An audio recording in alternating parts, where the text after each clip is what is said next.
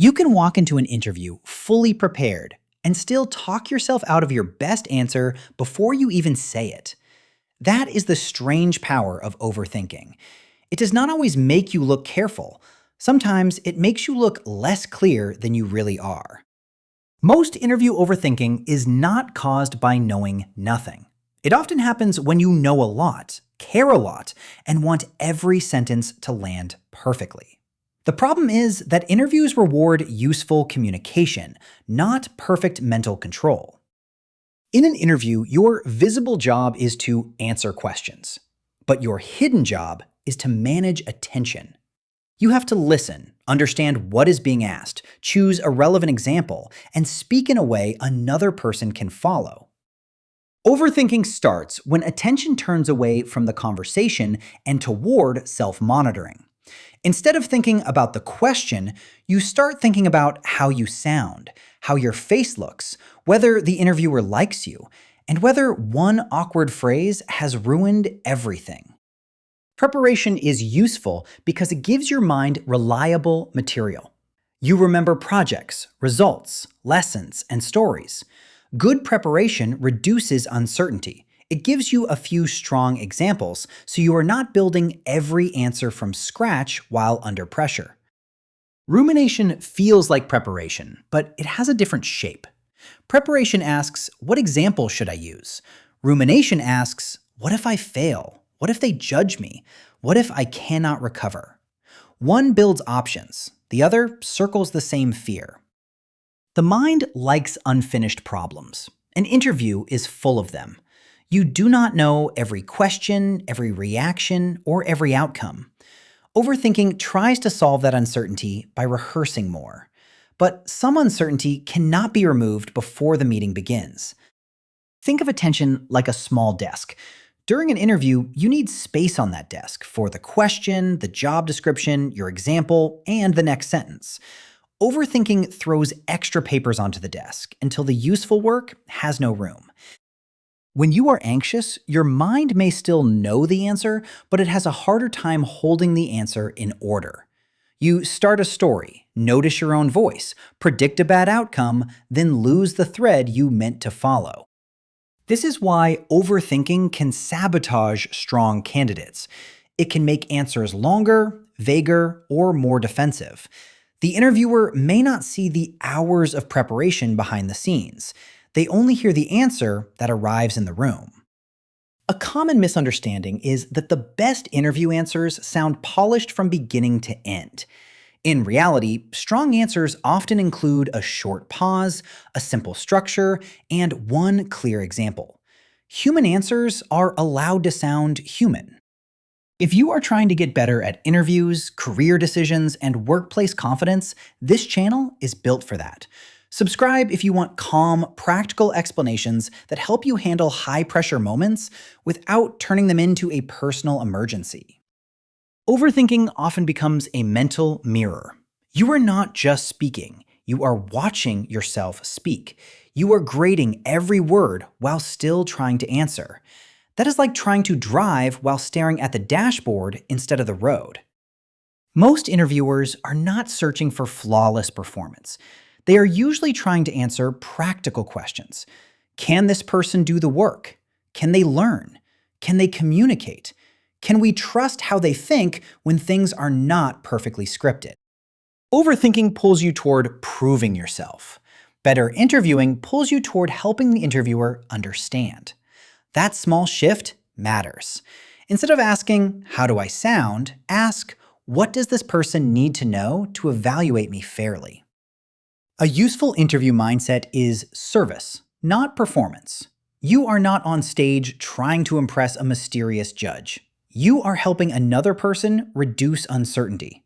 Your examples are evidence. Your explanations are signposts. Your questions show how you think. The spiral usually starts before the call begins. You reread the job description, then open your resume, then imagine hard questions. Then rewrite answers in your head. Soon, your preparation becomes noise, and you enter the interview mentally tired. One way to prevent this is to set a preparation stop point. Before the interview, decide when research ends and reset begins. At that point, stop adding more information. Your goal is no longer to collect, your goal is to arrive with a usable mind. A good reset routine does not need to be dramatic. Put both feet on the floor. Slow your breathing. Relax your jaw and shoulders. Look at one ordinary object in the room. Remind yourself that you only need to answer the next question, not control the whole future. Before the interview, choose 3 anchors. One project you are proud of, one challenge you handled, and one reason you want this role. These anchors give your mind safe places to return when a question feels broad or unexpected. Memorized answers can feel safe, but they create a new risk. If the question is worded differently, you may panic because the script no longer fits. It is usually better to remember story points, not exact sentences. When your mind gets busy, answer with a simple shape. Give the short answer first, add the example, explain the result or lesson, then stop. This structure keeps you from wandering into every detail just because silence feels uncomfortable. A pause can feel huge from inside your own head. To the interviewer, it usually looks like thinking. A calm pause before answering is not a failure. It can actually make your answer more organized because you choose the route before you start walking. Overthinkers often answer the fear behind the question instead of the question itself. If someone asks about a weakness, the fear says, protect yourself. The real target is maturity. They want to know whether you notice gaps and take action. Instead of giving a long apology for a weakness, you might say, I used to underestimate how much context people needed from me. I started sending shorter updates earlier in projects. That made collaboration smoother and reduced last-minute confusion. Overthinking says one awkward answer ruins the interview. Usually, it does not. Interviews are made of many signals. If you lose your place, you can say, let me reframe that more clearly. Then give the shorter version. Recovery is a skill too. Another trap is trying to decode every facial expression. A quiet interviewer may be concentrating, taking notes, managing time, or thinking about the next question. If you treat every neutral face as rejection, you create stress from evidence you do not actually have. When a question feels confusing, overthinking tries to guess the perfect hidden meaning. A better move is to clarify. You can ask whether they want a technical example or a teamwork example. This shows judgment instead of panic. During the interview, use the outside world as an anchor. Notice the exact wording of the question. Notice the role they are describing. Notice the problem the team is trying to solve. External attention gives your mind a job that is more useful than self-criticism. Overthinking often returns after the interview. You replay one sentence, then another, then the interviewer's expression. Reflection can help, but only if it leads to learning. Replay without a learning goal becomes punishment disguised as improvement. Give yourself a short review window. Write down what went well, what questions surprised you, and what you would adjust next time. Then, close the notes. This turns the interview into data, not a courtroom where you keep prosecuting yourself. Confidence in interviews does not mean you know exactly what will happen.